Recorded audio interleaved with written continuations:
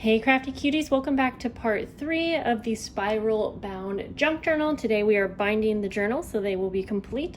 I have 2 here, and like I mentioned, we're doing 2 methods. One is I'm going to show you how I put together a journal using my Heidi Swapp Cinch, but don't worry if you don't have this machine. I'm also showing a second way, just using these spirals and either a hole punch or something like this, a crocodile, along with your journal. So first we're going to go ahead and use the machine just because I think that kind of will help you see the whole picture as it is for how to bind these with or without the machine.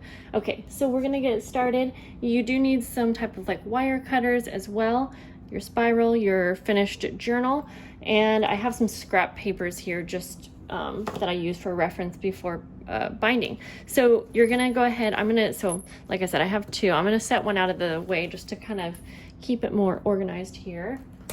Now make sure that your journal is in the exact order that you want. Don't worry too much if you have like smaller pages that aren't placed exactly where you want within the height of the journal, because we will take care of that later. Like this one can just be anywhere as long as it's in the correct order. Okay, so with the cinch, there are directions on here, but like I said, I'm just going to show you because I've had a lot of questions on how I use this machine. I'm going to take a scrap piece of paper. Now this is the exact height as my journal cover. And so what we're going to do is, this machine, basically it's just a bunch of hole punches here, but they're very heavy duty, which they can go through multiple pages at once. So on here it has a little arrow that says center, and so again, this is the height of the journal. So I actually just fold this in half to find the center, and what you want to do is you're going to line that center up with where it has the little arrow, and this part you can move, so you want it to be lined up exactly where it needs to be lined up with the center. There we go. Now I am going to be, you can use up to 12 holes, and so basically what that means is 12 of these little spirals. And so first, before we get started, I'm going to go ahead and take my wire cutters and I'm going to count out 12 of these. Now you don't have to do 12, it really just depends on how big you want your spiral on the book, but I usually do the full 12 because it's a good amount for kind of like security of the journal, I guess. So let's see, 1, 2, 3, 4, 5, 6, 7, 8, 9, 10, 11, 12. And then I'm going to go ahead and just use my trimmers here and cut off. Try not to leave a raw edge right there, but there we go. So then we have our 12 here. So if you were not going to be using all 12 holes, if you wanted like a smaller spiral, then you would go ahead and you can pull these in and out for how many holes you need, but I'm not messing with that because I have all of mine pushed in since I will need 12 holes. So we're going to just set that aside then. Now I always like to go ahead and take my little scrap paper here, and I'm just going to push it back, and then you just pull down for the holes. Whoops. And I just like to do this just as a guide to make sure that I know that the holes look good, and I usually place it next to my journal to make sure that everything's lined up how I want it. You can move things around, but I'm also going to take my marker here and write a T, because this is where I want the top of the journal pages to be. And so then I can take this and I just kind of line it up here, and I just make sure this looks good. I don't know if this is exactly even within like the middle, but it looks close enough. It's good to me. It's good for, what am I trying to say? So then what I like to do is bring all of my pages, again, they're in order, over to the left side here, and try to move everything out of the way that we don't need. There we go. We can set the spiral out of the way for now. And now I'm just basically going to start punching the holes. Now our cover is, quite thick, so I do this one separate, and I'm just gonna place it in. And the reason why I do this test punch is because I wanted to make sure, that everything's lined up how I want it, because you kind of only have one shot with this. But since this is set to where it needs to be, you're just gonna take your pages and push it all the way down against that, and then you have to make sure that you push it all the way back, and then it's simple. You just go ahead and pull down, and it goes through pretty good. As I'm using 2 hands. there. Sometimes I'm at a weird angle, so you do kind of have to put a little bit of body work in there. So there we go. So there we have the punches. Now remember, I'm going to keep everything in order, and this is going to be the top, so I'm going to just take this and move it like that so that it's upside down and the top is to the top. So now you're just going to continue gathering your pages and punching holes. And I like to keep things in order, and I also like to only punch the same size pages all together because I'm going to show you what you're going to do a little bit different if you have a page that is shorter. So I'm going to take about these 5 pages that are all the same size, and you can punch a lot more at once, but again, I like to go slow and just make sure that nothing gets messed up, because sometimes if you don't push them in far enough, it's going to punch way too close to the edge. So just take your time with it, and again, make sure the top is over here on the right hand side or however you set it up to be. And then just make sure it's pushed all the way back in there. And I gotta push all the way down. There we go. And then we have our holes. And then again, remember, I'm just gonna keep these all in order by placing these face down like so. Now I just want to show you, this is a little bit shorter of a page, and so I like to use my template here so I can kind of see where I want to place it along the holes like so, because I can have it all the way to the top or all the way to the bottom. So I don't usually use this template, but it might be good if you are like a beginner using this machine. I usually just kind of eyeball it. So I'm just going to go a little bit quicker now and finish punching all of these holes so that I can show you how we will bind everything together. And then don't forget, if you do have tags in pockets or papers inside like an envelope like I have here, you will want to pull that out while you're punching the holes. Otherwise, you're going to end up binding those papers or tags into the journal. And I have definitely done that before, but I just wanted to point that out. So also the doily was not really working, but it was worth a try.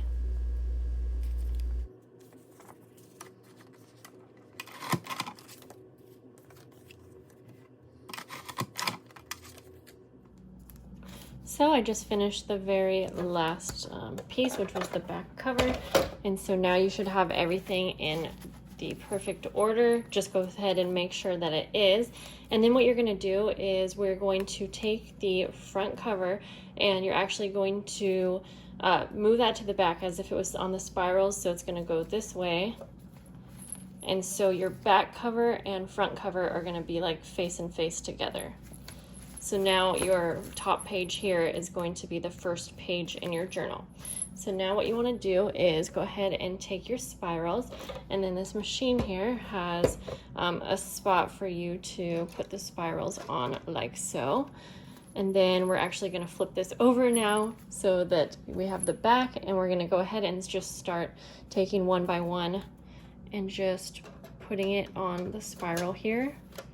My blades, I think, need to be sharpened or something, because sometimes when it cuts through fabric, it leaves these pieces. And if yours does that, you can go ahead and, you know, trim that off if you want, but I usually just leave it on. So I'm just going to go one by one just to make sure, again, that everything's lined up just right.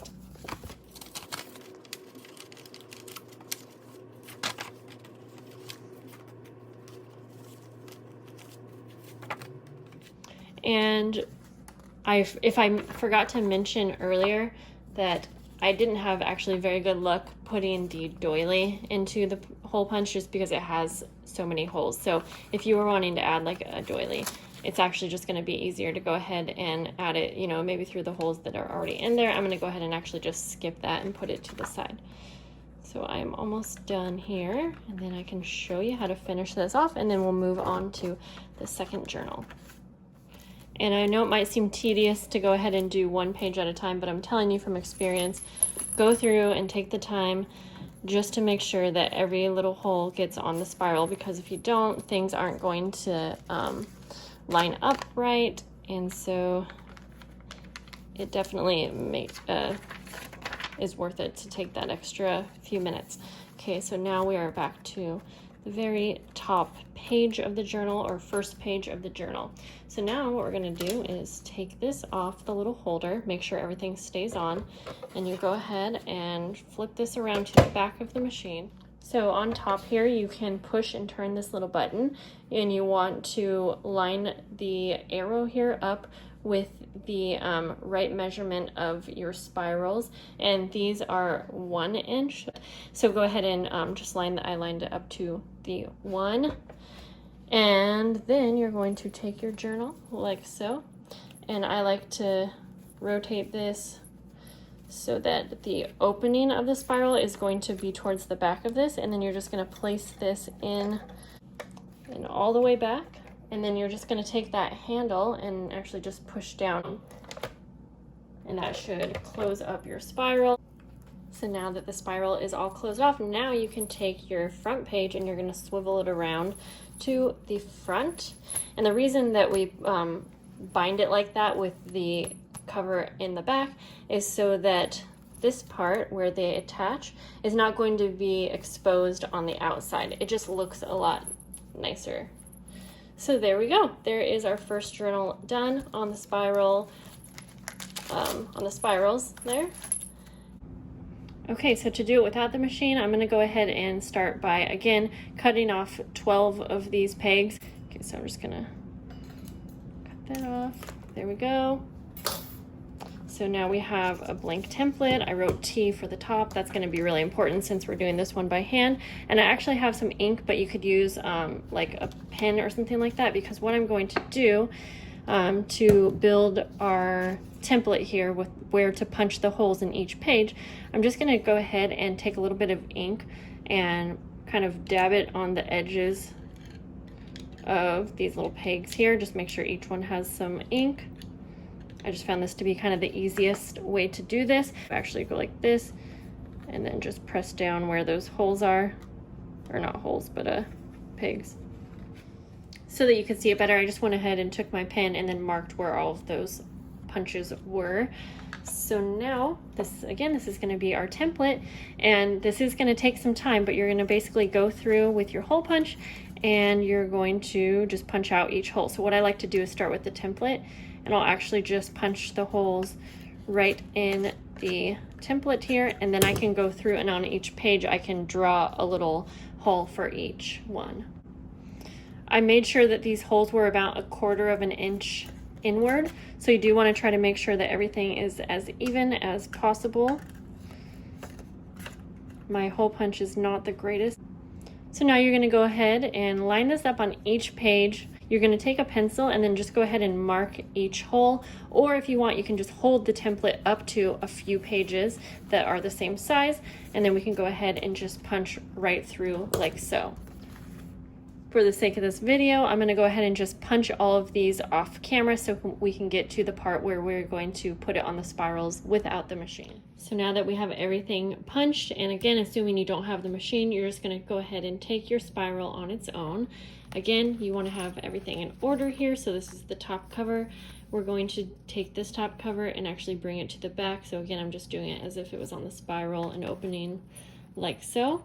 And then you have the front of the front cover and the back of the back cover sandwiched together like so. Okay, so this is the first page of the journal. We're going to take this and we're going to flip it over to the back. There we go. So then we're going to start at the top of our pile here. We're going to take this and just go ahead and plop each one on the spiral. Again, making sure that every single little peg makes it through. And I will be honest, this method here, it's going to be a lot more time consuming than having the machine, especially because my hole punch is just not working well. But if you happen to have maybe a hole punch that has like this many hole punches in one, then that might be something. Or if you have like a 5 or 7 hole punch, you could just use 5 or 7 of the spirals, but the bigger it is, the more stable I think that the journal is. So while I'm putting these on here, I will say that I absolutely love this machine, and I highly recommend it if you are going to be someone who wants to make a lot of spiral journals. I've had it for a couple years now, and even if I'm only going to make like 3 or 4 of these a year, I still think it was totally worth it. I got mine on clearance, so I think it was like maybe around 60 or 70 bucks, but I think they're around 100. I could be wrong, and I still think it would be worth that amount too, if you're wondering. However, if you're only going to be making one of these a year or so, or if you just don't have the money or don't want to spend money on it, then you can still definitely get away with doing it this way. It's just going to be more time consuming. Okay, so we're almost done here though. So the last page here. And so now we're basically just going to close this spiral by hand, and it's really not hard. You're just going to take these two and just pinch them together, and you do want to make sure that the little peg part goes all the way back, and so I just do it one by one, and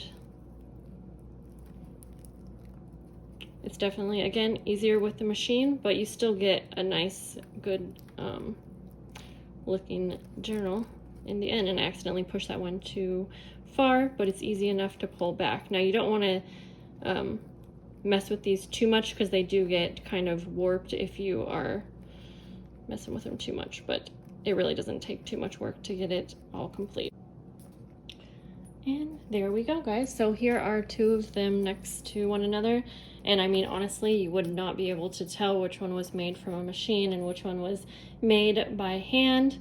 So I hope that you guys found this tutorial to be helpful. And if you liked the entire series, please give this video a thumbs up. And I will see you guys in the next video. Bye, guys.